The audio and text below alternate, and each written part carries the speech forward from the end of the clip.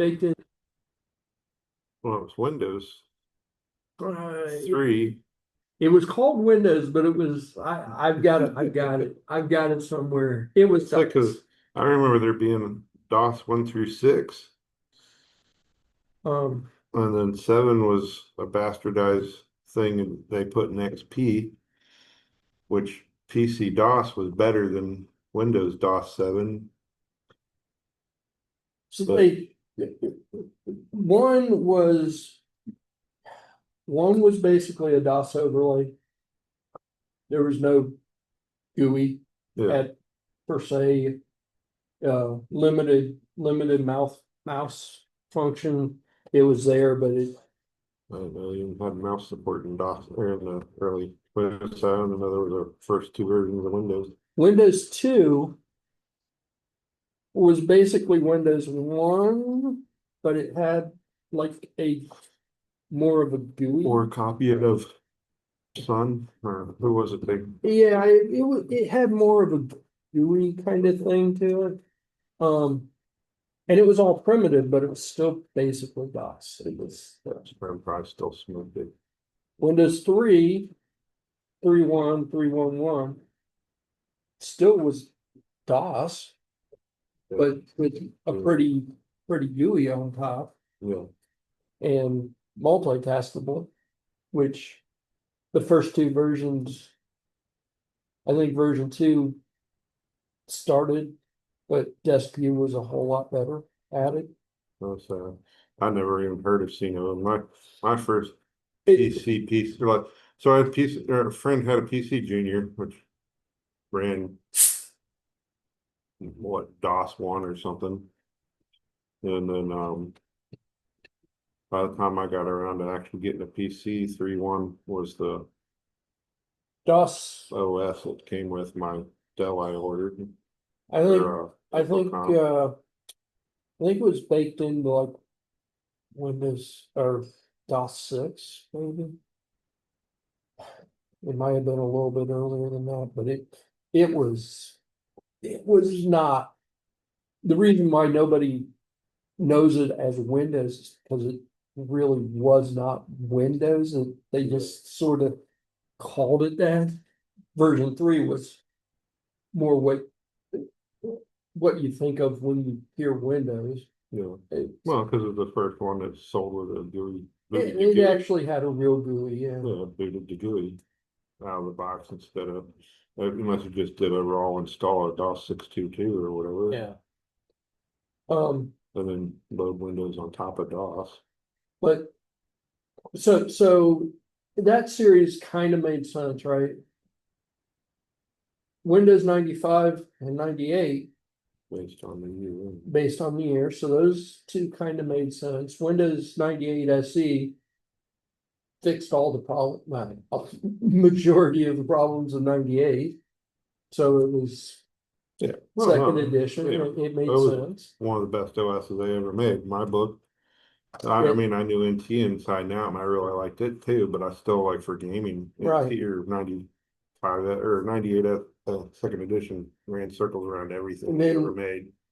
Then there was But there XP? Windows XP Me, was next. Windows Me Millennium Edition for 2000, then XP about a year later, ME kind of made sense because it was based on the year. Millennial, but it was so trash. See, I actually liked ME. Dude, I got another buddy. He thought Me was the best operating system they ever made. But I tell you what, you had to have one of the 4 fracking computers it was designed around, and if you didn't buy one of those, it never fucking ran right. You know how you got it to run right? You install it and you don't touch the damn thing. No, I think it only shipped with certain computers that could support it, and the rest of the world was like, "What the?" Because man, I had a buddy that we LAN partied with. He never had a lick of issue with it, and it ran beautifully on his box. Yeah, I never had. I put it on 15 different things, and I would never touch again. When Windows 8 came around, I just told Windows 8 to pound salt because I had done played that game with Windows Me so bad. I only put Windows 8 on 2 boxes, and that was one because my boss's box got fragged, and it took me like a week to get the goddamn email system working because they deprecated, Yeah. whatever what was it, PPP or something damn protocol. Outlook Express Yeah. went away and they went with mail, and mail sucked, but everybody got used to it. Well, but it was, I mean, like literally, like Yeah, until you put like out of the box, the mail worked. You put the first patch on, it yeah. killed all the protocols and ripped it out. So then mail didn't work until you put service pack 1 on or something like that. ME was one of the. I must have just had good luck because I had it installed on a bunch of stuff, Yeah. and it was one of the I never one of got the it to best run systems. worth a flying rat's ass, but I had all home built machines too. It's not like I had, you know, desktop from Dell or somebody. I could bought stuff from Infotel up I in Dayton mean, and XP this. XP was rock solid. Oh yeah.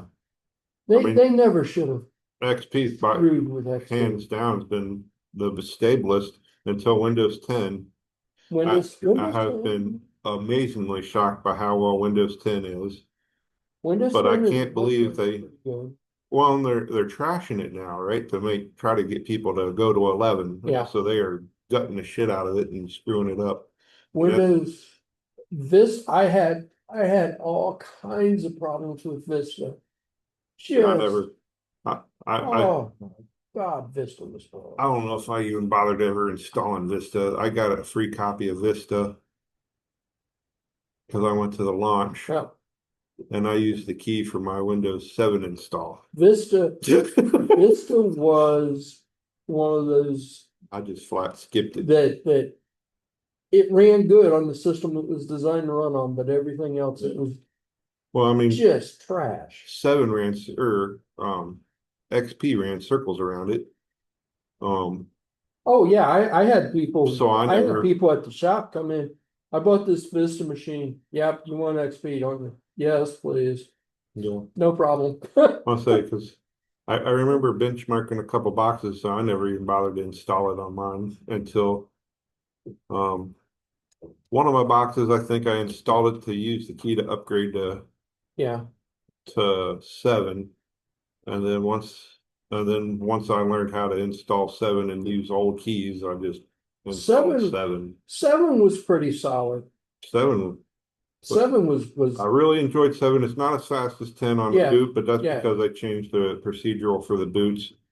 But I liked 7 better than 10. But then when I've gotten used to 10 boots a whole lot faster, and I'll give it that. But it does, if My you're going to do something serious, it takes a little longer to come up. my dad was the same way. He had a Windows 7 machine, and we switched to Windows 10 because he got a new machine, Yeah. and The he hated Windows 10 forever, just hated it. And then one day he said, It ain't bad. it ain't bad. The biggest thing I loved about 10 is you didn't have to go looking for shit, Yeah. except for on those Dell But 3600s. You could grab any piece of hardware out of the closet. It could be 10 years old. And Windows 10 was like, oh, hey, it's this, and install the driver. yeah, I didn't have to go hunt for the VICOM crap. I didn't have to go look for this. yeah, Didn't have to go look for that like you did in 7. It just, everything worked. So the only thing I ever found was the Dell 3600s. The Perka 300 card does not have right. a driver Yeah. because Dell didn't bother to pay Microsoft to have it in the driver pack. Windows 7 started doing some of that driver, Yeah. A lot of stuff was in 7. it identified, and then it would go online and say, nope, there ain't nothing here. Yeah. Well, there was some, and it'd tell you what you needed. Yeah. You could go look it up, because I had some old boards that I can't remember, but like the Viacom or whatever Yeah. DLL you had to have Yeah. some of those buses Windows for 7 AGP. Windows 7 had started doing some of that, but Windows 10 was Took it to the hilt and it was really nice. well, and I think it had like a huge driver database because it would just install stuff. Yeah. And I said that any network card I plugged into it, it just went, okay. Yeah, I was like, the only thing I've ever really ran into that was clutching issue was the drivers for those Dell 3600s are not I Windows 10. I think And I it's a had Windows 8 driver, yeah. so it sucks, but you can side load it and it works fine. I And think until that I had a couple of video drivers that doesn't it see right, but it knows it knew they it were can do a there, but generic. Yeah. it didn't install them right or something. I've had a couple things that don't work quite right and it won't auto find the driver and you have to Yeah. go get it. But I mean, because right now my one box I got 2 or 3 question marks. I don't know what the hell they are, but the computer works. I don't have any issues with anything, so I don't. Whatever. I Windows haven't tried to hash out what the issue is, Windows 10 was pretty good. So but yeah, yeah, I I don't mean know what to think of 11. I really you, don't like all the big daddy you shit. have XP 7 and 10 being good systems, and then you've got 11, 8, 11, and Just Vista. I would I say mean, me, except for you. 8 was a radical was enough. 8 was a tablet OS that they put on a PC. It was enough of a departure from Windows Yeah. I that people hated. if And honestly, I got my hands on like a pre copy of it. yeah, We were I'll say you gave it some insiders time. or something. If you had a tablet, 8 would have probably been great. It was not a desktop PC OS. You didn't I have a touch screen. It was the stupidest thing yeah, I agree with that. because you couldn't navigate the We scroll we we all we had interface touch control. screens, and my own personal opinion is they never should have called it Windows. It should have been named something else, and then people would have gone, "Oh, Yeah. it's a new OS." Well, and And if it Microsoft wasn't or bad. had come out on a platform like an iPad, I would understand it being on that. Well, they tried to put it on the Surface, and people, but Well, they they didn't for the Surface significantly yet. underpowered the Surface for it. Well, I would say, was the Surface even out with 8?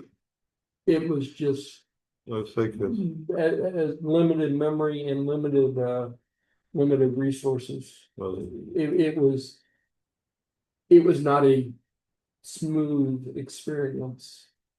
I don't remember exactly when that came out. We have it It at the office, but I it didn't was know. like right around But the same time. the fourth ones were shit compared to the first ones, which Yeah, cracked me up because they all the managers and your bosses had to have the new fancy Surface 4, and it was like, yeah, yeah, and my guy that set him up for him, he took one of the old ones out of the bin to use as his laptop, and it ran circles around that 4, and he'd pull up Blender and he could spin models and this and that. He'd pull that up on 4, and it was like.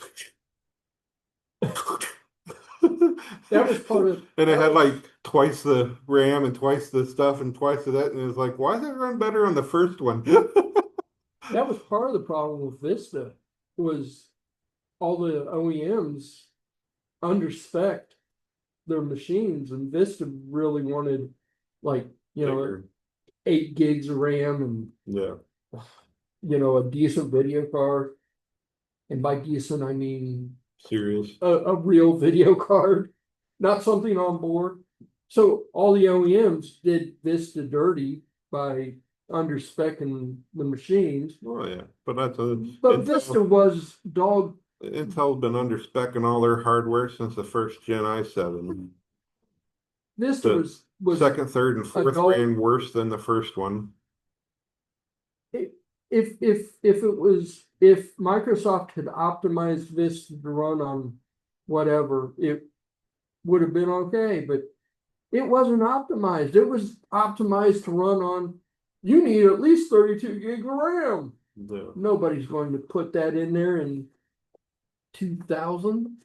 That's going to make your machine cost $1,000 more. I just, I just still racks my brain. A buddy of mine, it was actually the guy I worked with, and he went off and worked for a hospital, and they were scrapping computers. He gave me like a 6th gen computer with DDR4, and it had PCI 3 bus or three or four, whatever. It was newer than what I had at home. And I was like, sweet, I got a upgrade. Benchmark, it was a 1% slower than my original i7. And I was like, what the, but the original i7 had tri chipped RAM. Yeah. So the processing speed on that was, you know, 56 or 58 gig or something versus like the 56 gig on the 6th gen. I'm like, how can the, 6th generation newer computer be worse than the original generation computer? The same chipset. This is so stupid. They bottlenecked everything. I had one machine, I remember we finally figured out that it had three, or maybe it had four onboard cache. And we finally figured out that one of the caches had gone bad, Oh, yeah. and it was just causing it to bottleneck and slow way the hell down. We turned off that cache and it perked right back up, and it was fine. It was blazing fast. And I'm like, huh, we'll disable some stuff and see. We'll disable some of these features and see what happens. Mess with anything like that. That might be what's wrong with that stupid that 6th gen chip. That I think it scrapping it was. out. I stole all the parts out of it. I think it was an AMD processor that we were having issues, and it was just. I don't know if you could turn that off on Intel. Well, if you go Usually in, they lock their chip. Yeah, Unless you have the high-end ones. there's some tools online that you can download. Unlock and break them.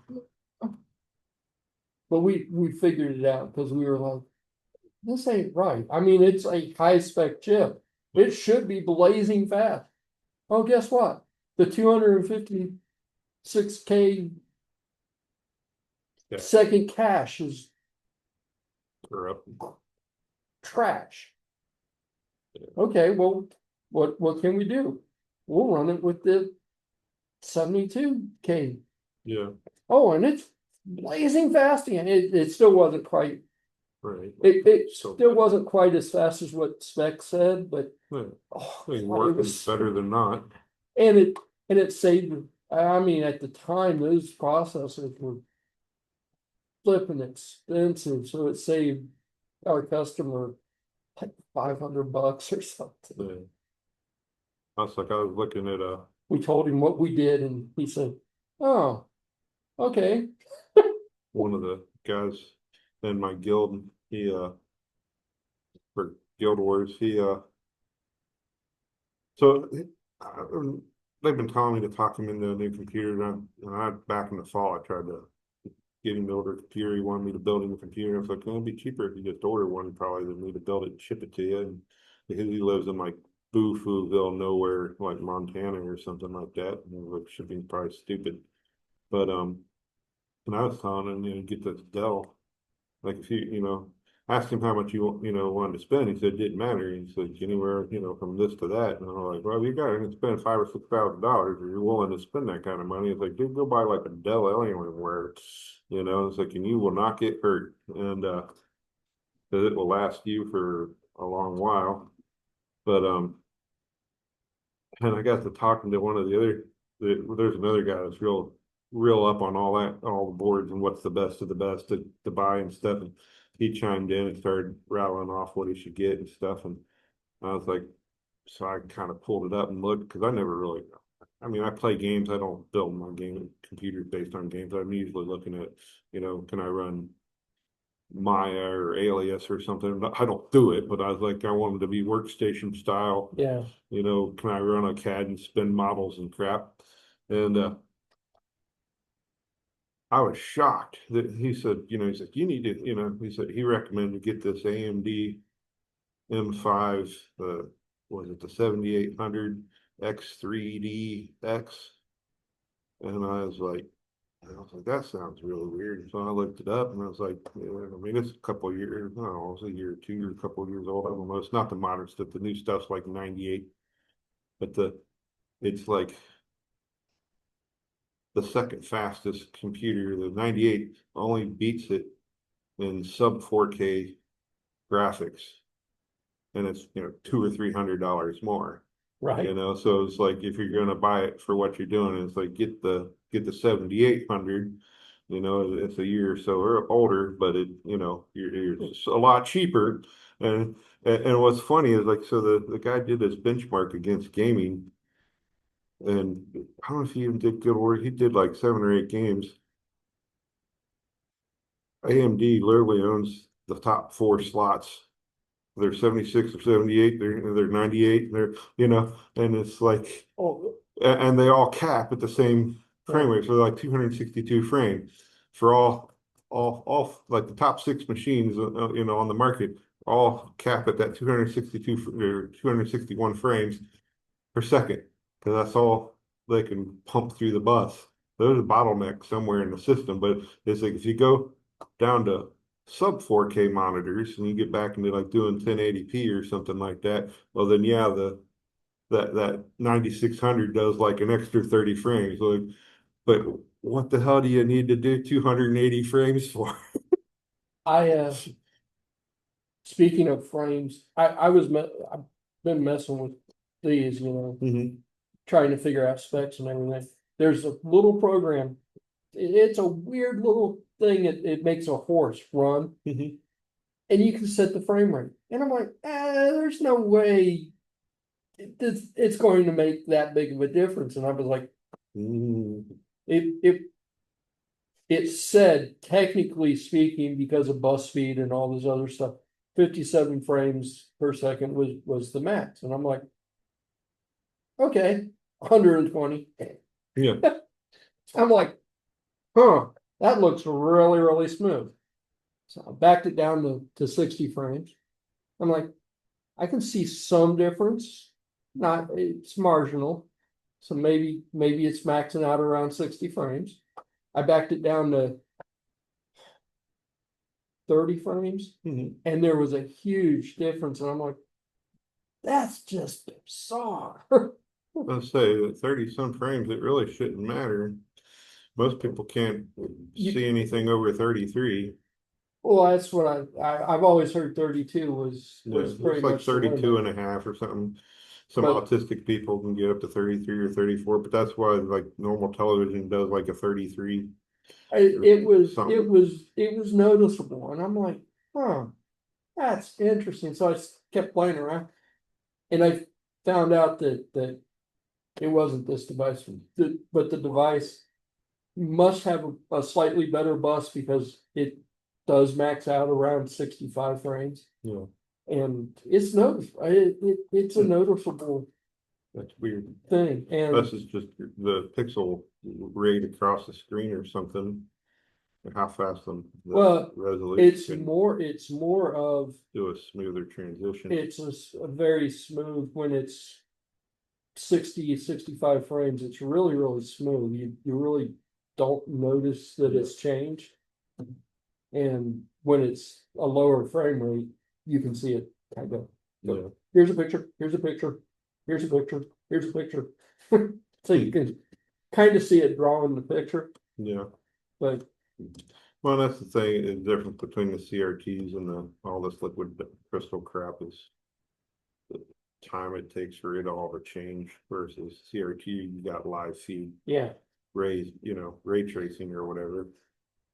Well, I was kind of, it kind of boggled the mind because I was thinking, nah, these things, I know there's a bottleneck somewhere because they're not incredibly fast, but there's no way it's going to make that big of a difference. Yeah. Seemed to make a big difference. No, so I don't mess with that stuff like I used to. But I know back in the day, AMD was the king. You wanted an AMD processor. And then It's Intel came along gone up and down at the AMD and is what's pushing Intel to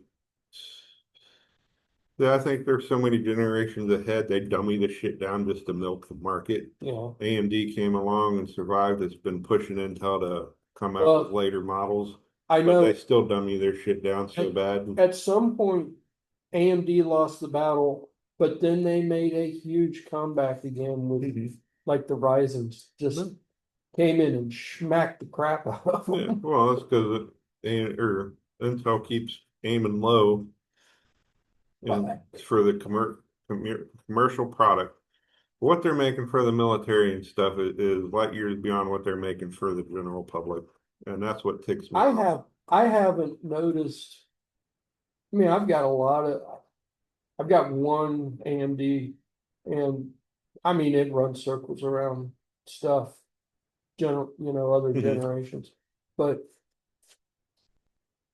as far, other than that one i5 that I've got, that is just a horrible machine and I hate, but I think its biggest problem is probably the hard drive, not the machine itself.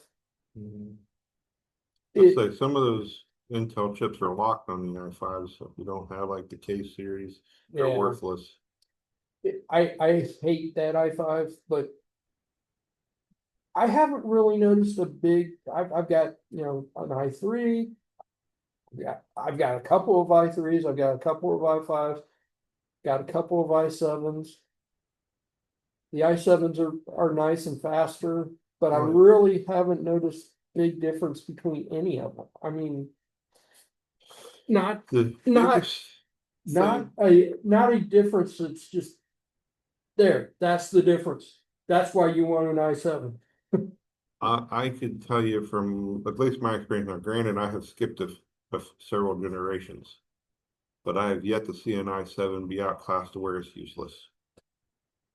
Yes, I The, would the, agree with the that. only reason that I have seen to upgrade the original i7 was that, and of course I had the K series, which was their top of line gaming chip, um, was to add the instruction sets. So like if you wanted to use Photoshop, you needed, Yeah, you know, generation whatever because they, put the it instruction was set optimized. Intel and you Yeah, only work on that version of that chip and higher.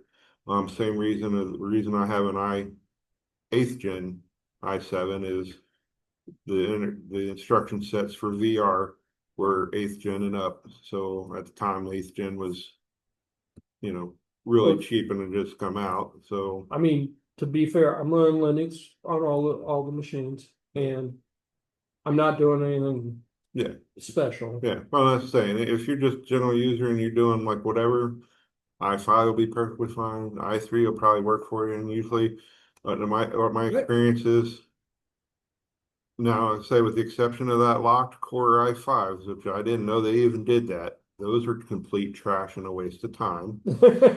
I've seen i3 smoke the crap out of that Yeah. i5, even Oh, though it was DDR4 and I've got one. I've got one you sitting at know, the house that um, I but just, oh, the experience has been like a i3 generation, but you're looking at having to basically get the new one every 3 years because it's so slow. For some reason, it's like they cripple them on purpose. The i5s get you another year or two, but like I say, if you're just doing general word processing and office I work, an really, i5 is perfectly powerful enough to run an Excel spreadsheet that I with a really few haven't hundred noticed, pages. I really haven't noticed much difference between any of them. I mean, Yeah, I would say the i7's better, yeah, oh yeah, hands down quite a across the bit board better, is quite a bit better. It just depends on what but, kind of workload you're doing. and the i5 is probably the worst, but my experience with the i5, I got one that's crippled. Yeah. Well, and as I said, they've only done that in a handful of them, generations. And like I said, I don't know what all the, I said, and there's a few generations I have not utilized because of the computers. Like companies rotate every I've, 3 years, I've so got, you I've miss got, two series, you know. I've got a couple of i3s that are dual core. I mean, Yeah, they're older machines. They're and they dual do core, fine for and surfing the they run web. circles around that stupid i5. Yeah, well, that's the thing. that he gave me that one from a hospital, and it was an i5 with DDR4. I thought, no, I got a nice upgrade, even though it's an i5. No, dude, that took that thing like 10 minutes to boot Windows. I was like, what the hell's going on Well, here? yeah, I could take, And I looked it up, and it was like I only had 4 threads, and I was like, it's a quad core. Where's the other 4 threads? So I looked it up online, and it was like, yeah, this model chip that's gotta be the same is one I've got. locked in at 4 threads, and I mean, it ran like a dead It dog. acts like it's a dual core and not a quad core. It But didn't even act like a dual core. I mean, dude, I could go pull like a 486 out and it'd run circles around it if it I could could run 10. I could hit the power button on the i3 machine and the power button on the i5 machine Yeah. at exactly the same time. The i3 will be Beat sitting it. on the desktop, waiting for me to do something. The i5 will Still be booting. going, I, I'm almost I never done. seen anything so shitty in my life. And then And it's HPG2, and those were supposed to be like the powerhouse so, HP models. I was like, this is, something happened the other day, and I look over at the screen. I didn't touch the machine. I wasn't doing a damn thing on that machine. And all of a sudden, the desktop kind of winked on me. I went, okay, that's weird. And then it just started rendering the desktop extremely slow. And I'm like, okay, it's not incredibly fast when it renders the desktop, but it's a whole lot faster than one line at a time over. you wonder if they were bad chips or something. Yeah, But I tell you, I, I, I absolutely hate most of my machines. I get, the 4 or 5 years expected, and then another 4 or 5 years of unexpected life. This i5, I just want to smash it. I think I bought it 1 year and then bring it over, we'll shoot it. well, I bought it 1 year and then the next year, a year later, I went, I need to upgrade. And Patty went, yeah, your machine's really, or your computer's really, really slow. And I'm like, Yeah, yeah. Didn't you just buy that? Yes, I did. I mucked with that computer for about a week, and I went back to my old one, and then Well, yeah, I used the i3, my old i3 for God, at least 4 or 5, 7, 8 months longer than I normally would have used it. I went out and bought a that's when I got back from PAX. I went out and bought the i8 or the 8th gen or whatever Well, i7K or whatever for. I mean, it cost me $600, I think, for all the parts. Then I end up ordering one of those damn Cooler Master cases for another $90 or something this crazy. And I'm still using it. That's what we're on 15th gen now. And I mean, it still runs, full speed with ultra the settings. It's like it's dumb. the other, I don't think, you know, this i5 has a spinny hard drive, Yeah. and I think that can't be helping the situation because Yeah. spinny hard drives don't. Well, it makes an impact difference, but it's not as drastic as you think it is. It can't help. Yeah, it doesn't help, but I mean, It can't help. but I mean, But go get you a $10 SSD and toss it in there if it's really that big an issue. But the i5, if it's a locked one, it ain't worth messing with.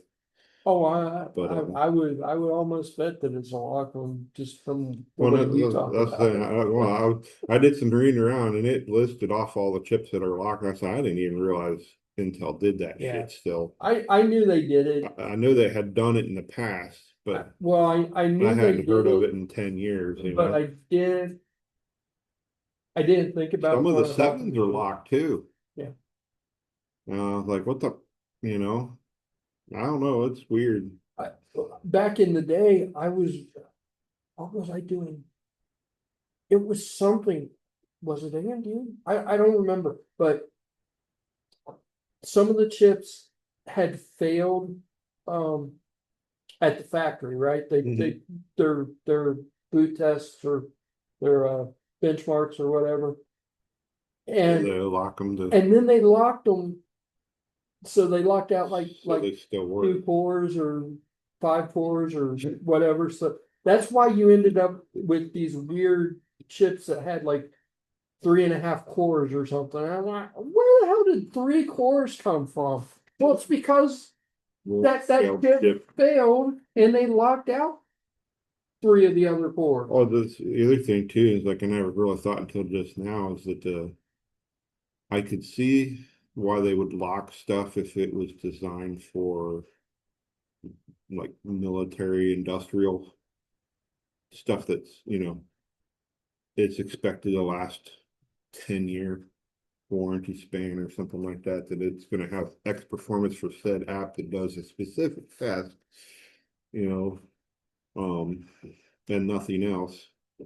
Why in it? Well, they did it as a cost cutting savings, so they didn't have to throw away a bunch of chips. Yeah. Well, that's to be too. I don't know. I was just like thinking back about how military crap's usually built to be beat to hell and back, and then Well, um, yeah, because they never replace it. we're we're talking about. I I was mean, thinking, I've oh, got this is machines that are, as long as you keep thermal paste and keep them nice and cool, they'll oh last well, forever. well no, I mean out on the factory floor, I have seen stuff that's. I mean, they're still running 486 SX chips and the heating chips and the pad and all that fell off and it's still working just fine at 290 degrees. Don't touch it. But that's what I mean. Yeah, if I turn that off, it won't work. Well, no, I was like, I mean, that thermal former, one place I worked at, I mean, they had cannibalized the air conditioning unit off the cabinet. The heat sink had fallen off the chip, you know, Oh yeah, I and mean, it was still running just fine. we had that guy, some sort of CNC machine, and he brought it in, and it's some 8088 or something. And Yeah, we were like, we can't fix this, but we'll see if we can find another one that'll work. yeah, And it had some weird bus on it that yeah. he Well, had to have. old micro channel, probably. But Well, we that's we found him a couple of them, and he was extremely happy because it would have cost like $1 million+ to replace the machine. The not the yeah. computer, Yeah, the the actual machine. machine. Yeah, that was our problem with the thermoformers. It was like we went back to the vendor, and the vendor's like, "Yeah, it's going to be $30,000 for the computer." It's like, Well, well, yeah, that's still cheaper than $1.5 million for a brand new machine. he said, It's like, but well, yeah, I and I was like, well, if you'd told me or let me have access to this at some other point, I could have cloned the damn 200 meg hard drive, and it I would think still be working fine I before think the that's hard drive failed. I think that's what the vendor probably told him. It was $30,000 for a new computer, Yeah. Well, like I and said, we the didn't even guy need the said, computer. The hard drive failed, so the OS was messed up, and it was 95 well, version C or something. And I we, was we, like, we even told him, right? I mean, this thing is ancient. But we cloned his hard drive for him. We gave him backups of the hard drive. yeah, We gave him 2 new machines, $1,500 out the door. We told him there's absolutely no guarantee because these things are at least as old as the old as dirt. well, they're at least as old as the one you've got. Well, that's what was funny is when I mean, But here's everything you need in case. we had four thermoformers. I don't know if they were. I think the two were a different model. I don't know if the one that had broken down, if the one beside it was the same model or not for sure. I mean, it looked like the same, but they cannibalized the cooling off it to put it on the other one when it had broke down because it was a little bit more sensitive to the part that we're running or whatever. But I never thought we could probably clone the hard drive off that one and put a modern drive in the one that had failed. But when we opened that cabinet and there was, I mean, it was so hot in there you couldn't touch anything. I was like, "What's going on here?" And I was like, "Oh yeah." He's like, "Well, we had to cannibalize the air conditioning off this one to fix the other one." And I was like, "Yeah, that's brilliant," And I'm looking at the thing and the fans, they got like a 4 or 5 inch fan that was in the top of the box and it seized up. And I'm like, yeah, that's great. That's not running. And then you open the panel and the heat sink's laying in the floorboard. And you're like, where's the chip? Oh, I was like, there's the chip. And it's glowing red. Well, I was like, it's not red, but I mean, it's at least it's vertical, so it's like all there's no pile of dust on it like it when I worked at Levi Strauss. I mean, where it was packed with, Oh, I saw one that so much lint that it was like toss a match in it and just burn the place down. I saw one. I opened one up and I went, closed it back up and handed it back to them. Go and clean it, and then I'll look at it. Yeah. Well, they sent me around there to clean all those machines out there at Levi at one point, and man, I reached out there and grabbed one to pull it out from underneath the line. And I burnt my hand on it. I took the skin off these fingers because the back of the case was so freaking hot. And I was like, what the hell? And I finally got it pulled out. All the fans on it were completely seized. The entire thing was packed almost. You had to scrape it out with like a spatula, It's because all the dust. that's because they won't spend money on them until they fail. Yeah. Well, they're like, here, Barry, go clean, something to do. Go around and clean all the west line, and tomorrow we'll switch everybody to the west line and you can clean all the east line. I'm like, yeah, whatever. Well, I like make some of the other guys do some of this shit work. I had one that I swear was sitting in a 3-inch thing of oil. Oh yeah.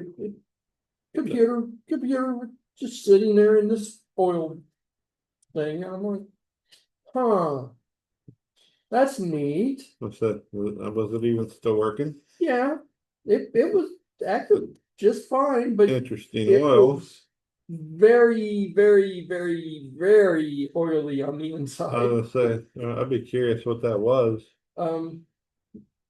I had one. But still function because we've had a machine or two come in where they spilt like machining oil and it fried the laptop to pieces. So it had to been some kind of like coolant maybe. I don't know what it was, but it was I know they make nasty. I know they make some funky liquids that are non-conductive that you can submerge the stuff in. It was nasty. I just was kind of like, Yeah. I actually sat there and debated about even turning it off because I was like, it's running. I don't know if I want to screw with a good thing. I'm not going to be responsible for what happens if I touch this box. Yeah, well, please sign here. Please tell me that you realize that it's sitting in 3 inches of something. I got you. Well, that's I had one. Oh God, it was full of feathers. I mean, just completely full of feathers. Do you have a pet bird? Not that I know of. But I opened that one up and I was just kind of like, there's feathers in here. I wonder if it's not working because the feathers are jammed between the fan blades and it just kind of overheated itself. Yeah. Well, that's I never knew like a 486 could run without a heat sink. Yeah, I've seen. Well, I've seen 486s with just those stupid little air cooler things on them, and they seem to be fine. With that. Well, I'm just that was the age of the Cyrix, right? Yeah. So the Cyrix just melt the pins off. Yeah. But I was like, and I don't know if that's when they had like thermal throttling or how they do that, but I was like, all those machine lines there, all the AMDs would not would not handle thermal very well. Entire factory line at Levi Strauss were 486 EX266s. Yeah, those usually were pretty solid. 2/3 of them probably didn't have a functioning fan in them, in them. Not usually the heatsink fan was all right. It was still functional, or at least wasn't spinning to speed. But there, like I said, there was probably about a handful that none of Usually it with the at all. with the DX2s, Yeah, if they had any kind of heat sink on them at all, they were fine. but yeah, I mean, The like, DX2s would get hot, but they yeah, they they were pretty much workhorses. yeah. And the 386s were the same way. Yeah. They would be Well, no, fine. as I say, I knew 386s because some of them didn't even have Yeah. Some of active cooling. They just had a fin on them. the But the the some of the AMD Thunderbird yeah. didn't have a heat sink on that. You were screwed. With Yeah, a fan. AMD definitely needed a heat sink. The That's AMD, the one that the I first gigahertz chip, the Thunderbird had to have active active cooling, and I called it my space heater. yeah. It's one of the favorite computers I had. It wasn't super stable, um, AM, but that's it kept the computer room very nice in the winter. that's the machine that I told everybody about a couple weeks ago or whatever, that I hit the button, I went pop. But I mean, the 486s could handle it for a couple of minutes. They might complain about it, but they could handle it for a couple of minutes. But that AMD just went Yeah, well, done. those were that AMD Thunderbird was post Pentium around the edge of the dual Yeah. core. Well, this would have been right at the start of Pentium, maybe Early. right near the end of the 486 line. These were machines that I don't even know what those were. I remember looking at them. They were a little cheaper, but I went with Intel because I wanted to run engineering type apps. these were socket 486, I think, maybe. So they would go into a 486 socket capped out at 166. maybe they had to be a little bit more. They were closer to the Pentium than they were 486. But you could get a Pentium that would put in that you can upgrade a 486 motherboard with. I'm sorry, I don't remember being a Pentium that was compatible with that. Yeah, it didn't last very long, but it was for those people that didn't want an entirely new system, but they wanted more performance, and it was still a 166 megahertz bus or whatever. Let's say, And it was say, not a great. It wasn't a good upgrade. It would have been an upgrade only in name per se.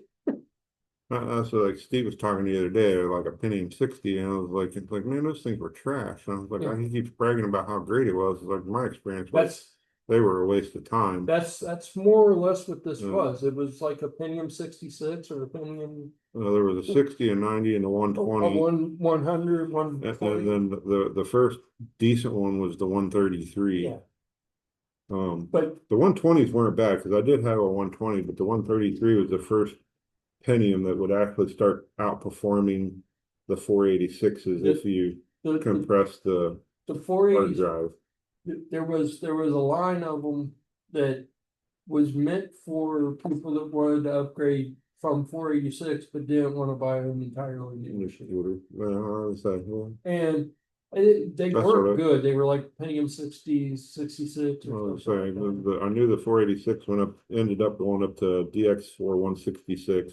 And like I said, it was upgrade in pretty much name only. It was an upgrade to make money for the chip manufacturer. Yeah, I would say that for Intel.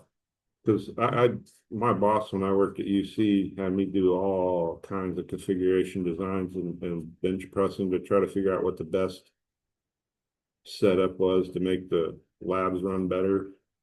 And we had Pentium Pros, and then we had the 60s, the 90s, a lab at 120s, and then a lab at 133s. And at 133, the really made a Yeah, I think the 133 was was a breakaway. Where like was the good one. once you Seems to me like that like was the one. NT4 running that with a compressed hard drive ran twice as fast of everything else because But that one also, they could read the drive fast enough and do the decompression but on the fly. that one also used a different motherboard though, right? I mean, it had its own board, I don't different bus.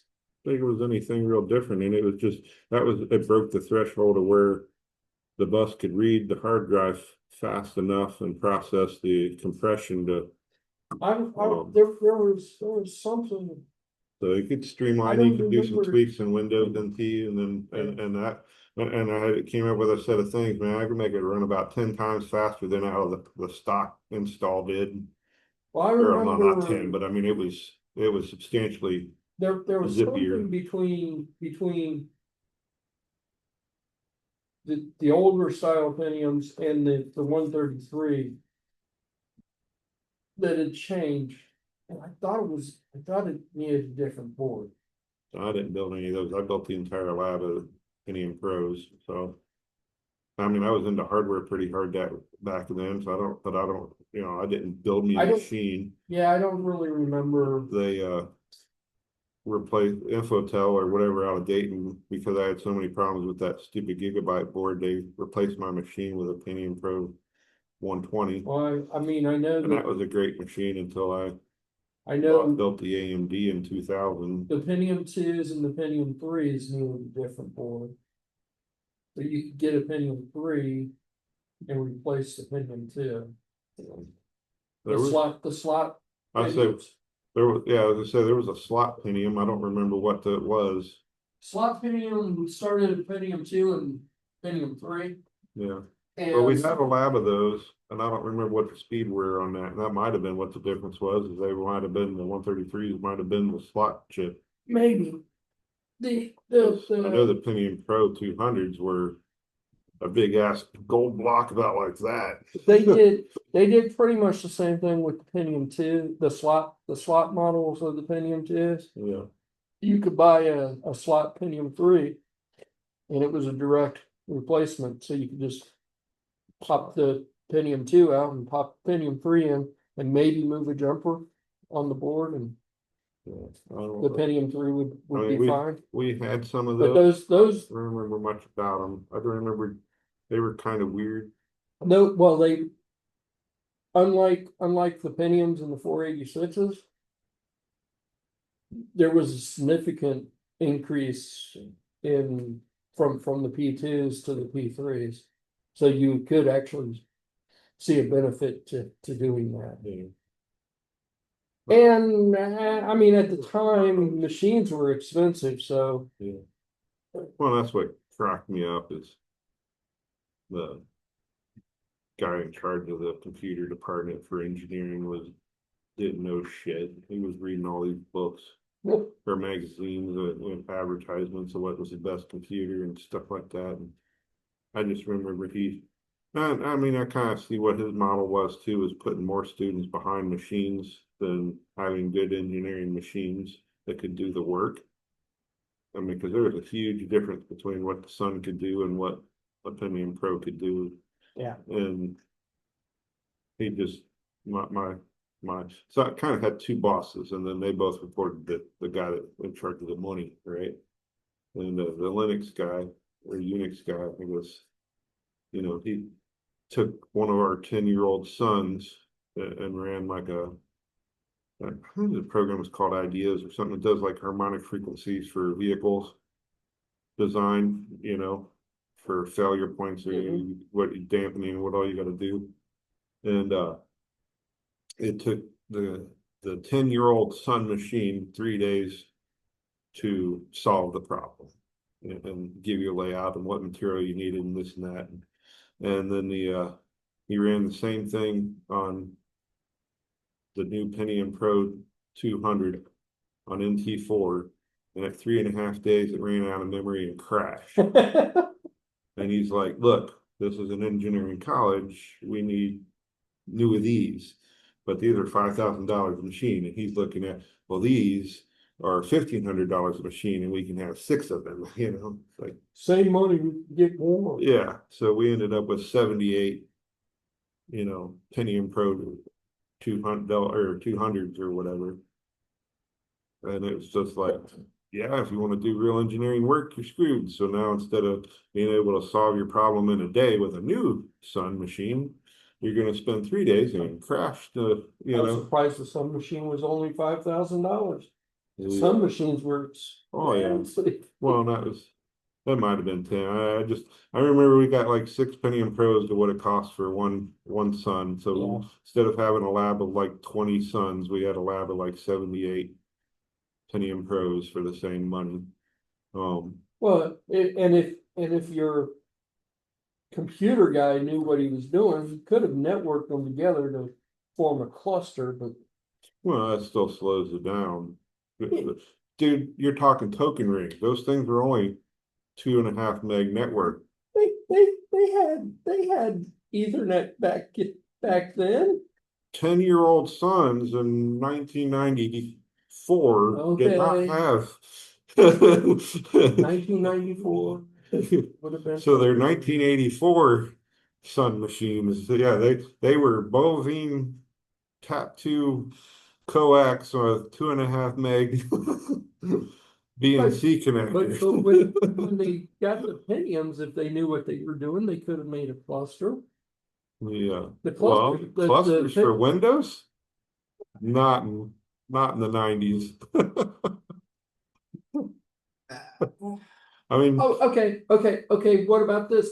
They shell everything out to a VAX machine yeah. and let the VAX machine chew on it and then spit an answer out to the Pentium. I was gonna say the VAX machine. Well, hey, what he ended up doing is we took all those 10-year-old things and racked them in a closet, and then students could remote into them. But I was saying that they're still slow as dirt because they're 33 megahertz machines that were 10 years old. But some phenomenal. Oh, I know, but that's what I said. He was trying to get processing graphics, a new one, and they kept the HP lab open. It was running. I don't even remember what models those were. That weird TI machine that I had, that weird, it was a server, kind of. It was all fiber. Everything on it was fiber channel. Yeah. It was freaking sick. And it was pretty zippy. Yeah. Considering. Well, we ended up having, because there was, I don't know where those came from. I think somebody donated them to aerospace team because they were down by the wind tunnel. There was like 12 of those HP. I don't know what they even called their OS. They were different than Sun. It wasn't Iris, but it was kind of a cross between, but it was GUI. Hello. Hello. You're here. Hello. Hello. Can you hear us? Yeah. Okay. Okay. What happened? Where is the people? Barry's here. You just can't see. He was coming to take us to lunch. Okay. So no, I had to pick my daughter in the airport. Oh, yeah. There was a problem with the flight and was delayed too much. So I'm arriving at home now. Those silly airports. It's just me and Barry right now. So there's what's stuff going on? that I don't feel comfortable talking about over the internet. So okay. Yeah, we only got a few minutes too left, don't we? Allegedly. About 30-ish. Okay. You said you had to be out by 6:30. It's 6:45. Well, Yeah, what, 6:30? It's supposed to be 6:35. Whatever. I'm sorry. whatever. Let me check just to make sure. Ain't no biggie. I just knew it was an early. It's an early day. It's just, oh, why do you upgrade stuff just the mail app got upgraded on the So, if you ever watch Tucker Carlson stuff? some, yeah, Since he got fired from Fox, no. um, he interviewed some tech guy. When it was probably in the last week or so, but the guy doesn't have a phone. I mean, he's got a company phone because he does an app. I forget what app it was they were talking about his app, but he only has it to test because every 2 or 3 weeks he's got to go in and make sure it's working right. As the owner, he does not have a cell phone, essentially. And I was like, that's interesting. I was like, I can relate and understand why, but so he doesn't like being tracked and all. He's like, and Tucker said something like, it's interesting that the more people understand how that technology works, the less they use it. Well, yeah. What really drives me nuts about apps in particular is they just update them. They don't ask you if you want to update, they just update it. Well, that's, they're trying to protect you or data mine your phone for more information. Okay. Tell me why my toaster has to use 3.5 gigs of data a day. what was wrong with the menu that was there before? Why did they have to change it? Because they let some millennial kid that didn't understand why the app was better before do what he wanted to. I mean, if this is the way the app came pre-installed, fine. But there was nothing wrong with the old menu system. Oh, trust me, dude, I have seen the deprecation of a lot of stuff I used to use is substantially worse functioning than it was 5 years ago. That's half one reason why I'm like, Well, all of it. it's like a house, a big house, where everything is in what room is what, Right. and suddenly they change everything from the location. You need to accustom to the new location of everything. Like I said, if this is the way it was when it was installed, fine. But there's no reason to change a menu just to make it bubbly. It's got bubbles now. I don't. Useless functionality. Yep. Well, or worse functionality. Earlier versions of the app actually were stable and did what you wanted it to do, and now they don't. I don't know why they do that. That's why I went into my mail to look at the email to make sure it's 6:45, right? I pulled the menu down to get to the email. Well, it's like, no, that's not right. So I swiped it back off. I hit it. Oh, wow. Guess what? That's the new menu. Great. The new delete button. There's an art. Hey there. Howdy. Hey, Art. Hello. Hello. How you doing? Okay. Running a little late today, but other than that, everybody's running a little late. A little late. You were in the highway with a Mexican flag. Oh, I'm sorry. You were outside in the highway. No. With Mexican flag. No, I was catching a few Z's, so to speak. I laid down to take a quick nap, and the nap wasn't quite as quick as I thought. So there was a new research article that came out today that said taking naps improves your brain health by intelligence for like an extra 6.5 years. Really? Oh yeah. Well, then I must be a genius. I was gonna say, I sleep all the time. Actually, I do feel better. I'm up for 3 or 4 hours. I sleep for a couple hours. I'm up for 3 or 4 hours. I sleep for a couple hours. I do actually feel better doing it like that. Yeah. Yeah, they're called power naps, I Power think, or something The- like that. The difference, Patty will take a nap. Patty won't wake up. I got like an internal clock. I wake up pretty consistently every couple hours. Yeah. Get up and I do stuff for 3 or 4 hours and go back to Ready sleep. for another nap for So, might as well do a robot thing now that people are here, even though nothing has changed about this robot. Okay. remember. So I notice you're back at midpoint. Okay. We are back at midpoint. Oh, But you know but we're short time today. what? I am not smart. What'd you forget? This robot and this remote are connecting to my home network, not to the library. Oh my God. Wi-Fi for the win, sir. Oh, I am not. Okay, never mind. We Oh my won't. God. Thank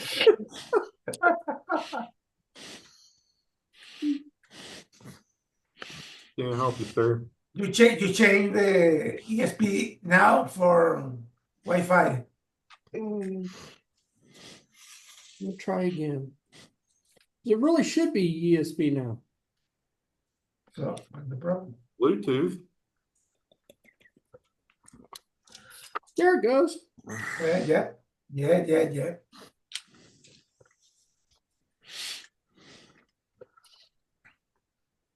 You know, Oh, okay.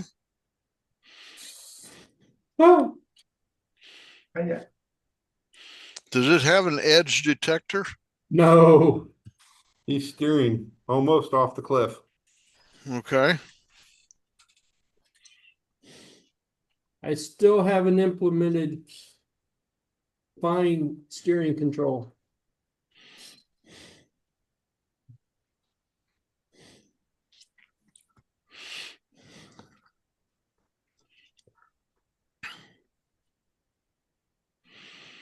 So we have a short crew today. Did Yeah. you guys have a lot of people earlier? No. Okay. We've been talking computer hardware Oh, really? and our complaints with Windows. Oh, well, that's Windows problems. Yeah, Basically, get rid of Windows. get rid of Windows. What do we switch to? Because my complaint with Mac's even worse. Only thing I like about Mac is the new chip. I've been listening. I connected 10 minutes ago, so I'm like Art. We are arriving lately. Problem that Windows does. What's that? Dumber Well, than programmers. Out of range. the hardware seems to. They seem to be doing like what Microsoft did years ago, right? Saying a Mac PowerBook only needs 8 gigs of RAM and there's no way to upgrade it. really. So Macs with the M series chips have gone to a new chip maker, right? And the RAM's built onto the chip die, Yeah. and it So beats the out of conventional stuff. But you are locked to what you bought, right? Because they solder all the stuff to the board. Right. So if you well, all you have to do is desolder it and solder something new on. Because there's a difference. Because I don't know if you've seen some of the new Mac stuff. It's basically an all glued together circuit board now. You can't even get in them anymore. Really? They send them sealed. So what you buy is what you get. well, But like I said, you buy a 16 gig M4, it will beat the ever living tar out of anything that Intel's making. Of course, so is AMD. New But still to make a statement that 8 gigs is all you'll ever need sounds very Microsoft-like. Well, Back when Bill was around, Yeah. he made a asinine statement, Yeah. 640K was all you needed, or Yeah. 600. Oh yeah, that was All you needed, or if you are buying an 8 gig M4 at the rate that, it's like you're buying it to just be a computer. yeah, You're not buying it to do super powerful stuff. Because it's not substantially more to buy the 16 gig. It's a little bit more to buy the 24 gig, but I mean, the 8 gig will outperform. okay. Yeah, I mean, it's disturbingly the difference. Like you can run Photoshop with 256 layers on the M4. You try to do that on an Intel and you're going to be crying with 128 gigs. It's disturbingly shocking how much performance difference there is. But I yeah, hear what you're saying, but and you got to realize in 5 years, Apple's going to orphan that device, of right? course. They don't care after 5 years. Yeah. You need to go buy a new Apple. So, That's right. and probably 5 years from now, 8 might not be an option anymore. There'll be a 16. I hear But what you're saying, on but the- it's still just the- a M9 or stupid thing to something. say. Yeah, no, I understand what you're trying to say, but I was like, yeah, there's the benchmarking on those new chips is just I get it. mind-boggling difference. I I don't like Apple, so it's like, eh. I hear what you're saying. I mean, I liked Apple, but I don't like if you can't run the current version, you can't use our stuff anymore. Yeah. Like, what? That's right. Yeah, well, If it's called give me your wallet. Yeah, well, and that's the thing too. It's like if you're a programmer that makes a game, why can't I continue to make backward compatible versions of my game? You're going to deprecate my coding platform, so I can't code for iOS 13 anymore because iOS 14 came out Friday. It's like, are you kidding me? This is so stupid. Well, as I say, it's designed to take take Money, yeah. Well, that's the thing. They don't even make money off that part though, so it doesn't make sense to me. I'm just sitting there listening to Tim Cook do a couple of his keynote speeches or whatever Yeah. they are. I haven't watched any of this stuff And this week. and I'm sitting there thinking, God, Bill said Same very dumb stuff. similar things back in like the We'll never need more than late 4K of memory. You'll never need more than 640 megs of RAM. 640K. 600. K, that's right. That's right. 640K. Guess what? That Stuff might be progresses. true if you would optimize your code so it would run. Well, that's, you look at how much bloats in Windows now, because it's what, 7 or 8 gigs now, or more. I hear what you're saying that performance wise, it is a much, much better machine. Yeah. But it just strikes me as you don't need any more than 8 gigs of RAM. OS X is getting stupidly bloated too, but Yeah. that's Well, Microsoft has had their hand in it. Yeah. That's what kills me too. Is like I don't get all the bloat. I don't understand why they're making everything so much dumber.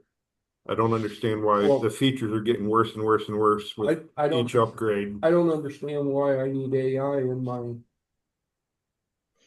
I don't know why I need AI. Yeah. Well, Just in general. why do you need AI on your prompt or on your start bar? Just so they can data mine. I get that there are certain things that AI is really, really decent at. Yeah.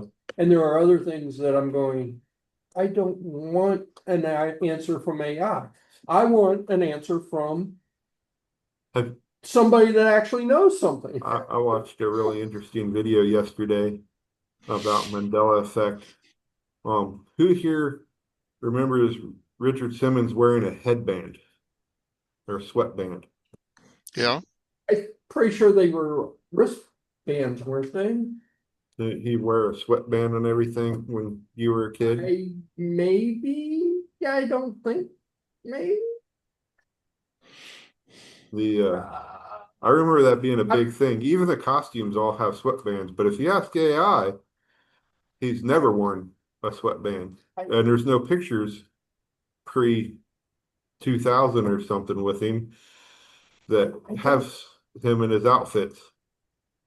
Really? Yeah, so according to AI, he's never worn a sweatband. I don't honestly, Yeah, honest to God, don't I remember. don't remember this. Dude, I remember The headband. I do remember sweatbands on his this. wrist. I remember him being on all, I mean, because it's sweating to the oldies Yeah. back in the 80s, you know, he had all that crap on. I remember he wore I remember really being short shorts. soap opera, you know, the mom's soap operas that he'd be a guest wearing his stuff like that. But they're saying, He probably was one of the first people that I actually remember thinking, oh yeah, that guy is gay as anything. a little fruity. Little Loopy. fruity. I don't even know if he was or not. He was very motivated for exercising. That's all my opinion was of him. I honestly don't remember the headband. Really, I do remember wristbands. I remember headbands. What do you guys say? Richard Simmons have a headband? I don't know. I never watched Richard Simmons, so I can say Yeah. I'm neutral. I mean, Vicente's like, who are you guys talking about? No, No, I I don't know. It really racked my brain because, man, I really remember him. But it's like, but it's been 40 years, right? doing right. So it's like, Maybe. but it's like, 40 years pre-internet by 20 years, right? So it's like, Oh, no. doesn't have a record of it, but it's to come out and say historically. Should be like videos of him though. I mean, people Well, put videos of all kinds of stupid. how many crap. 80s, I was gonna say, how many 80s soap operas or, Oprah Winfrey episodes are on the internet from the 80s, Yeah. So there's no frame of, nobody's digitized any of that material. Yeah. I mean, there's got to be something somewhere, but probably not many. Yeah. Well, it's not like who would have been the fans that would have kept track of that kind of stuff. You heard me, right? I was debating in my own head whether or not.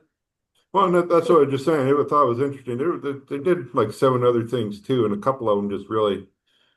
I mean, I haven't gone and looked up yet, but I was like, talking about the 4 horsemen of the apocalypse too, and and saying that pestilence isn't one of them; it's conquest. I'm like, what? I mean, I haven't opened a Bible in a while, but I don't remember there ever being a horseman of conquest. Well, there's certainly enough Bibles around. Yeah, well, that's they were talking, so the episode was talking about how the CERN is like manipulating or screwing up our timeline with parallel universes. Yeah, it was a weird episode of stuff, but I did search the Richard Simmons stuff, and there wasn't a single picture of him wearing a headband on the internet. But the costumes all come with a headband, so it was like, so people are like kind of pointing at like, hey, there's something fishy here. I've heard before that CERN has ripped a hole in time and space, and No, I don't doubt it. It's freaky crap what they're doing. I don't think they should be doing what they're doing, and I'm even more disturbed that Chinese are building 10 times larger. that is a little, Yeah. quite a bit more disturbing. I don't. There are some stuff like the whole Berenstein Bears or Berenstein Bears. Yeah, Berenstein, right? Yeah, It's a different name. No, it's different spelling. Pronunciation. It's different spelling. One spelled STIN something and one spelled, So the degradation of English. one spelled spelling, really, well, because kids can't remember how to spell it yeah, but apparently people my age remember it being differently. one way. Yeah, than what it is now. Yeah. Well, that's kind of what this episode was talking about. Like you go back and look at textbooks, stuff don't have quite the same name it used to have. For example, like where's the battery on the Duracell Bunny? It's the Energizer Bunny. Yeah, the Energizer Bunny. Well, There would be no Duracell battery on the Energizer Bunny. It would be an Energizer. Well, Yeah, one would think. battery or Bunny too, because we had them at Duracell packing. But I met the Energizer Bunny. Where's the battery on the Energizer Bunny? The back. No, that's a strong. No, See, I remember being on the back, and they were showing a commercial from the '80s where it's in the leg. In the leg? Yeah. I I was like, don't remember it being on the back. every commercial I ever remember, it was always on the back. But they pulled like up a commercial from like 1983 where it's on the thigh.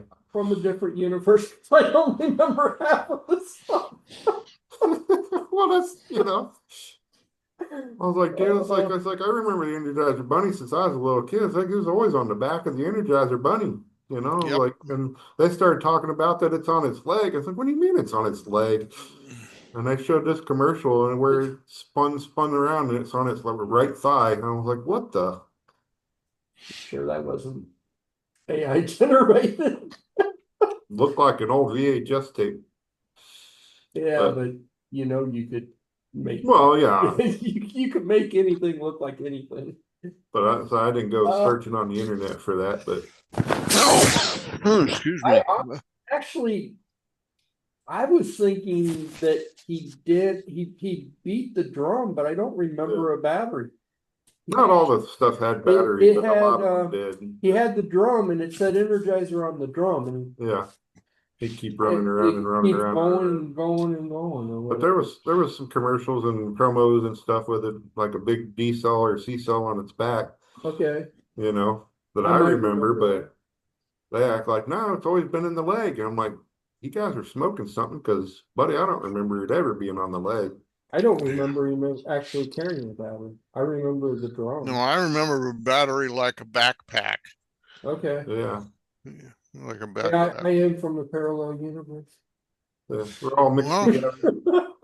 I don't People are remember changing the rules of our dimensions. Nelson Mandela died in like 1960. I mean, Yeah. in 1960. no, I'm kidding. I'm kidding. They thought he was dead for like 20 years, didn't they? Yeah. Till they Well, released him from prison. that's where the Mandela effect came from. Yeah. Because everybody thought he was dead, and he just showed up one day, started Ruling again when they let him out of prison. That's where that whole Mandela effect came from. Well, then people were Berenstein or Berenstein, and there's a bunch of other ones. There's let's say this stuff rattled through a couple things. I'm like, man, the three of them just really, the battery, Richard Simmons and the forces of the apocalypse just really like, what the hell? I think the Three Pigs are one. If you remember it, you remember it one way or another. The wolf, the big bad wolf, and Little Red Riding Hood. I think was one. Who saved Little Red Riding Hood? Next, I remember. Well, in most cases, it was the woodsman. Yeah. But in some stories, it's the grandma. Yeah, I don't think I've ever seen the grandma. The one, but I can see some of those old folklore movies, songs and stuff like that. I mean, they go so far back. I was actually watching something the other day that was saying that they have found Jack and the Beanstalk to be over 5,000 plus years old. Folklore all over the world. Yeah, I really will. Which I think is really strange. I never had heard that, but They were pointing out the different documents and different cultures where it's, and how it had different endings and different. I think It was really interesting. I think I knew that some of our fairy tales were based on Greek myths or something. So Yeah. that really wouldn't surprise me too much. Yeah. Well, that's what they were talking. So they think Jack and the Beanstalk predates the Bible now. That kind of surprises me. Yeah. Well, because they were Yeah, talking about different cultures and, it exists in Chinese and India, Yeah. I know a lot of our stories that we get, either modern retellings or Yeah. older Old versions. folklore. It's all, a lot of it's Greek mythology, and Yeah. you just don't realize it because it's in a modern context or whatever. Remodernized. Um, That was just interesting. It was, the fact that they pulled up in Texas and talking about, where it was found here and where it was it became popular like different times over the centuries, like Well- where it re-sprang up in like the 1400s and giants have been talked about for a very long time, so yeah, that's not yeah, surprising that story goes back up. goes back a bit. Goes back quite a ways, yeah.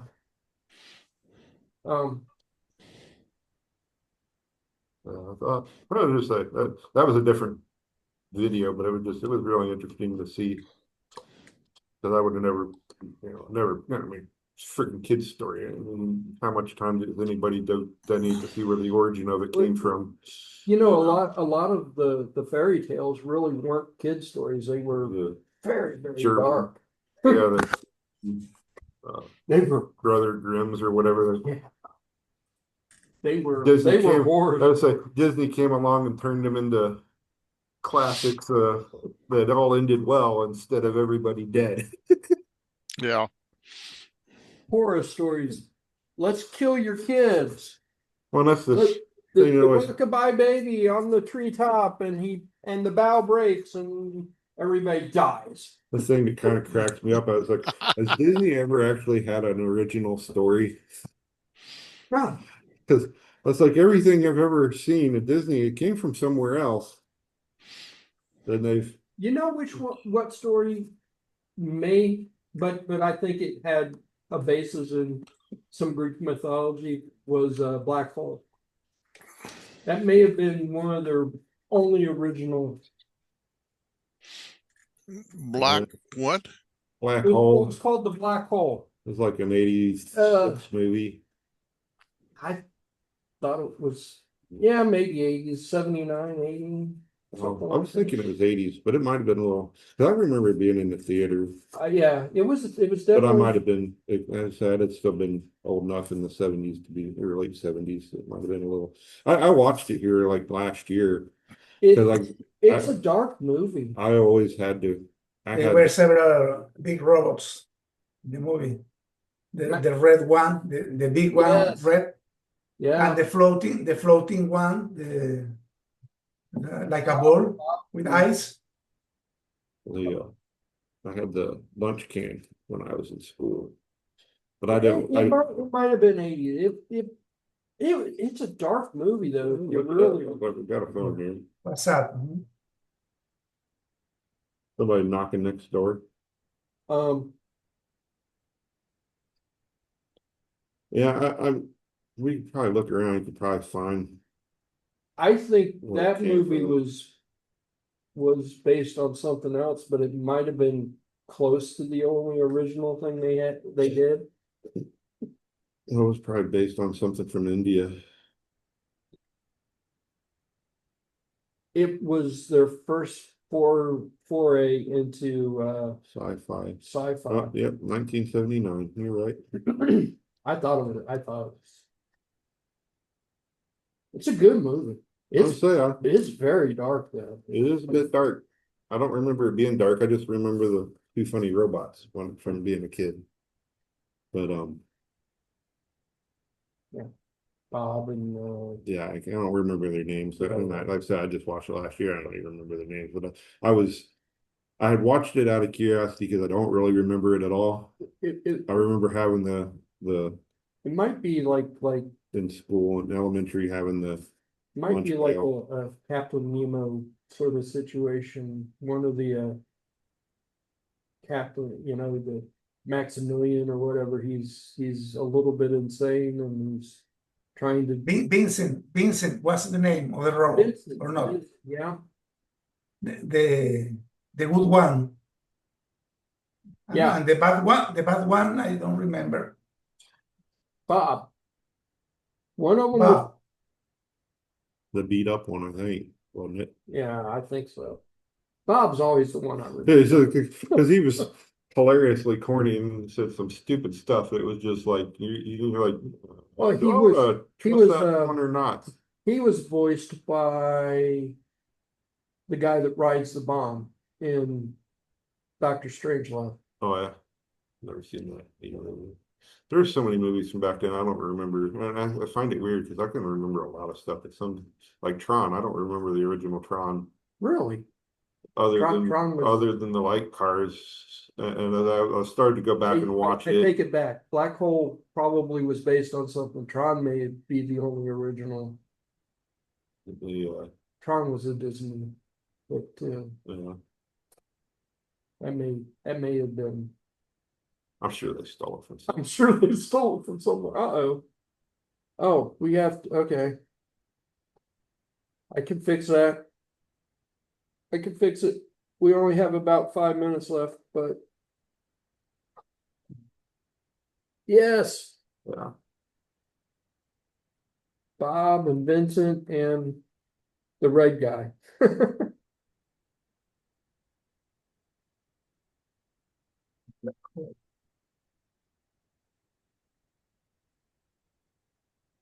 I really, of course, it probably didn't do super stellar back then. I think it did better than what people remember it doing. Yeah. Well, I'm sure it did The- fine at the time, The thing but it's just that not well remembered. it, Nobody's rebooted it yet. I don't think a reboot for it would do it justice. Yeah. But I fondly remember it. I mean, it was a really good movie. I wish I had it on Blu-ray. Yeah, Well, I got it on NBC. Just saying. I've got it. But Yeah. But yeah, it's like I don't remember the ship at all. I just remember those robots. I don't remember any of the cast. The ship was very large, I remember, because they destroyed it at the end. he was a country and western star. He was in everything back then. Wore the cowboy hat and rode the bomb down from Yeah, I know. Strangelove. So I've seen the picture. That he voiced one of the robots. I said because I knew there was some link to that with that movie too, but I didn't. Like I said, I'm not a big Hollywood person per se. I like movies, but I don't go into who's who and this and that. Like there's some actors I like Liam Neeson or something like that, and then I'll watch their movies because they're in it. But I'm not really. There's certain. Yeah, like Sean Connery. I watch. There's certain voices that you hear and you go, oh, I know who that is. I know what he's been in. Morgan Freeman. I mean, there's people that you can pick out and you like regardless. That's half of why they became who they are, is because they were. But yeah, I think, I'm not especially modern Disney. I am not a huge fan, but some of their older stuff. Oh yeah, really they did good stuff. And I know it's like Pixar used to do phenomenal stuff, and then I don't know whether they've gone sideways or what. So and it was like Disney, like half their new stuff, I wouldn't. Yeah, And that's why I mean, if they did a reboot of that, it would be horrible. Well, if they stayed true to it, or at least kept it neutral. I don't know. There's a new Tron movie coming out though. So a little mixed on. I was gonna say I didn't even know it was coming. It was on the trailer. The the, a couple days ago. what was the second one called? Tron Legacy. Legacy or whatever. I still haven't watched that one. It I was- watched a few minutes of it and then It wasn't horrible, but it wasn't. There's stuff that I go, yeah, that's Tron. yeah. And then there's other stuff that you go, if you're gonna reboot it, just reboot it. Yeah. Just do it. Well, that's it's like I don't know if you watch MacGyver, and then so the new MacGyver. I mean, I couldn't make it more than an episode or two. It's like if you're gonna reboot a show and you're gonna change that much of it, Just reboot it. just name it something else and be Yeah. a new series. Don't try to play off something from the '80s and Start completely. the sinus, But- sinus. The black hole. You make that out of Legos, to some kids would be like, "What's that? Well, I think that is out of Legos. Is it?" Can't On tell. CP, I figured it was just a model. Might be a model. But it looks like it's got Lego parts on it. Yeah. But this, when they destroy the I want to big go ball cosplay. of fire, a meteor or something. That'd be fun. Yeah, Go to a Star Wars convention dressed as the black robot from Black Hole, and they wouldn't think Well, anything different. it has like a huge cult following. I don't doubt it. It really does. You need to use your 3D printer. There you Oh, go. that's what, $48. I'm not paying $48. I'll just print it I was myself. gonna say you could be selling those, man. They become a new print farm, print spaceships that have lost their patent or I don't copyrights. really see 7 anybody. pieces. I was gonna say they're not. Don't worry about it. We're, Unless you ready to roll. if I have to shut down pretty quick, it means somebody showed up, but we'll wait until 7 o'clock. So Okay. we'll see. We'll see what happens. So far, I don't see anybody out there waiting. But I think the original Tron that was a masterpiece For the because time. of the technology. Oh yeah. Yeah, the Um, technology available at the time. Yes, and Tron Legacy or whatever it Didn't is, do it justice. I don't think so because, I mean, I understand. we're Well- all used to the CGI now. They Yeah. didn't push the boundaries in it. Yeah. The Well- original was groundbreaking because they were doing stuff that people had not seen before. It Really was new, everything. new. I don't know if you follow games much, but the new game Dune Awakening came out. If you pre-ordered it, you could start playing on the 5th. So one of the guys I watched play video games, so I just to see what it was like because I didn't know whether I wanted to play it or not. But he had never seen the Dune movies or read the books. Okay. Oh, really?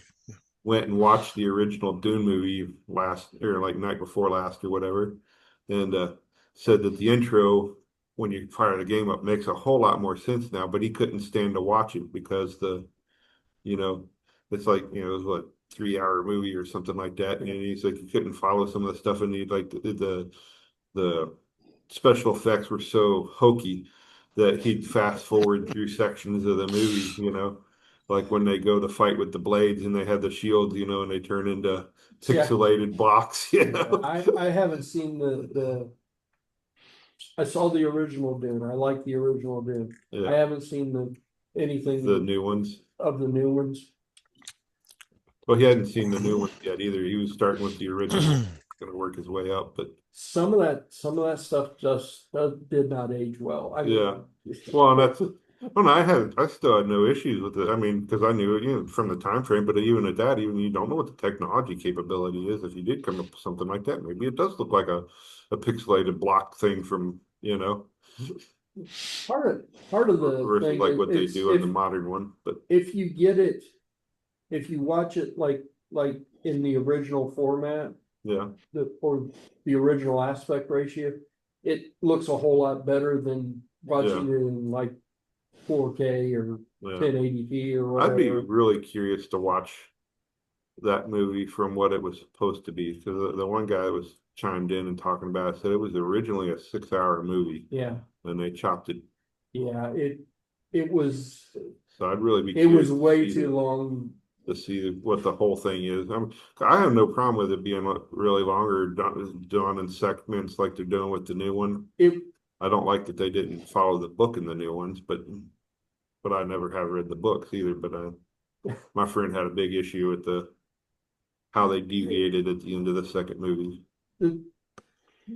I don't know. I've never read the books. I've only seen the movie. Yeah, they flipped the whole script and made it half woke at the end, just to it's like throw all that in it, and it's like, well, that wasn't needed. Dude, the original was a really, it was long. It was a really good movie though. Yeah, It's like, I'm not a fan of watching Sting in a song, but I could have done without that part. I mean, you want to talk about a long movie, the Hobbit or the Lord of the Rings or whatever. So I'll watch Lord of the Rings over and over and over again with over again. especially and I prefer the unabridged edition with the extra hour and a half or whatever on it. I got like the box set and it's 12 hours or something. Yeah. 12 hours of Just movie. just And to I can watch sit there and watch the whole thing. Yep, I have done it many a times, and I'll probably do it a few more times. A lot of it has a lot to do with, they used a lot of practical effects, so it aged really well. Yeah, And the second series, whatever that was, used a whole lot more CGI, and it didn't age quite as well. Yeah, Because now we're looking at an army of computers. yeah. Well, that's I would really like to see the unabridged versions of the Harry Potter movies too, but they never did finish See, what they cut. I never could get into Harry Potter. Really? Yeah. I don't know what it is. I could watch it all day. There are some of them I don't care to watch because of how much it deviated from the book or something, and it's so repetitive. Like the one book where the time chrono, they basically it's half a movie because the other half of the movie is them running back through fixing the timeline for the first half of the movie. But well, that yeah, gets I've never read the books either. A little redundant, but well, they filmed a lot of stuff that they cut, so they never did finish or do like an extended version of some of the movies. But some of the stuff makes the story a whole lot better and stitches it together a lot better, and they scrapped it for some reason. I don't understand why. Time, money. Yeah. Well, it wasn't like those were Lord of the Rings where the reel went to the end of the reel. Yeah. They could have stuck it in there and added a couple minutes or 15 minutes or whatever. They had the timetable. Well, what I want to see, I would love to see the extended version of the Batman from what was that, 2022? Well, the most recent one. The most recent one. I haven't seen it. It was supposed to be like damn near 4 hours long. Is it? And it's a long movie as it is, but I want to see what they cut. I wanted. Yeah, I need to watch that one. I haven't done it yet. I liked what's his name before a whole lot. I really like that trilogy. If you.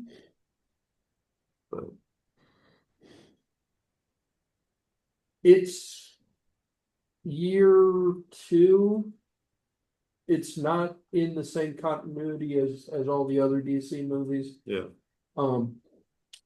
It's year 2, Batman year 2. Basically, it's the long Halloween, kinda, sorta. It's him still trying to figure out stuff. Yeah. But it's more of a detective story than it is something else. Action, vigilante. Well, there's plenty of action, Yeah. but Well, I'm just, we got, and there's a lot of stuff. there's more physics- story to There's physics breaking things that you go, okay, Batman should be dead, it. but he's Batman, so The new Mission Impossible. I need to go to see. I mean, it's all right, and I understand it being an action stuff, but usually Tom Cruise's stuff is pretty realistic-ish. They really go off the rails in a few spots that Well, just like, yeah, you can't live through that's that. that's what I was gonna say about the Batman. It was supposed to be a more grounded series, And then they, yeah, threw but in some but there stuff are that just there are like 2 or 3 scenes where you go, yep, he's dead. yeah, I mean, yeah, how much more grounded the Batman is dead? yeah. That's it. Well, that's the Well, yeah, and can't kill this it's a bad guy. good. Don't. Well, no, I love it. understand completely. It's a, Great movie, but yeah. It's like they don't know how to bridge a certain part of the thing, and it just happens, and it just you gotta go with a little disbelief for a few you spots. gotta suspend the belief in Reality, at least 3 spots that I could think of, yeah. and Well, maybe a little bit more, but I've never seen it. again, it's based on a fictional character that's a comic book character, so Right, right. It's not necessarily reality in the first place. not necessarily a reality-based character in the first place. Right. Well, that was my little glitch with the Tom Cruise Mission Impossible movie. Is like it just they had done better in their earlier movies where they did it the right way, and then this one they just kind of like. I mean, I don't want to ruin the movie, I mean, it was a perfectly fine movie, but there's just a couple spots Excuse me. Ah, that could have been, like See, launching out the torpedo tube without somebody to oh, yeah. open the bay door, just like he's by himself. That's like Yeah. that's been addressed in other movies, but there was somebody to pull the lever for him to open the thing so they can go out the bay door. Right. The James Bond movie did that back in the 70s. I mean, Well, this one they just kind of like it opened on its own. that's why I want to see like what was left on the floor, because what was left on the cutting room floor might explain Why that's why how he survived the. certain things didn't Yeah. kill him. Yeah, I got you now. I mean, like I said, it was close to 4 hours, and they had to cut it back, and its Yeah, runtime is like 3 hours and something.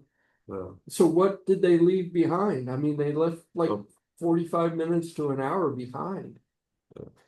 Well, that's what's crazy now that the movies are digital. They don't have that restriction of the reel anymore, so they can do a 4-hour movie. People have an issue with it and have to get up and go to the restroom. See, But I would, right? yeah, I want to see the uncut version. I want Right. to see, even if it's not finished, it would be neat just to piece together what was left. the most fun movie I've ever watched was, at least entertainment wise, uh, was it Logan? I think Wolverine. Wolverine origin story or whatever. My friend had like he was in the army, or when he came back from Iraq or whatever, he had a copy of the movie that was during post-production. So it's like not all the effects were in. Right. And it was so funny because like it had like a piece of notebook paper and it says helicopter and a piece of notebook paper floating across the screen right here. I've seen a few like that. And then like there's one scene, where he's wearing like cardboard claws where they had to put in and then the Digital next effects here. the digital effect for the claws go here, and then he turns around, and then the next scene they're drawn with Sharpie on his other hand. Yeah, I was like, that was so entertaining to watch. It made the movie so much better because just to catch all the weird stuff that the effects team still needed to go in and Well, finish up. See if Um, if there was a director's cut or. Yeah, the one that's, it was, Or something, even unfinished, even if it just had little, this scene says this. yeah. One that, it was kind of neat too. It's like, so you got to see the whole thing because they hadn't cut anything yet Right. too. So like if they did drop off stuff, I don't know if I've ever gone back and watched the actual movie post-production, but I had so much fun watching it that way. Yeah. But the I've seen- helicopter, like you see the piece of notebook paper and it just There says was- helicopter. It just kind of dances across the screen. I was like Before, laughing so before hard. the last reboot of Lost in Space, there was a show that was supposed to be a reboot of it. It was called The Robinsons, Mhm. and it was early, like mid '80s, maybe late '80s. But the only clips I've ever seen of it, that's exactly what they did. They've got little cardboard things out there going, Yeah, "This is a spaceship." yeah, I'm like, it's a 45-minute long. skit of what they proposed or pitched. All the actors are doing actor things, but Yeah, it you could see them in their jump harnesses or whatever. So when they had to do cartwheels or when they were floating in space, yeah, you got to see all of it. It's the coolest thing in the world to see how some of that stuff was really made. yeah.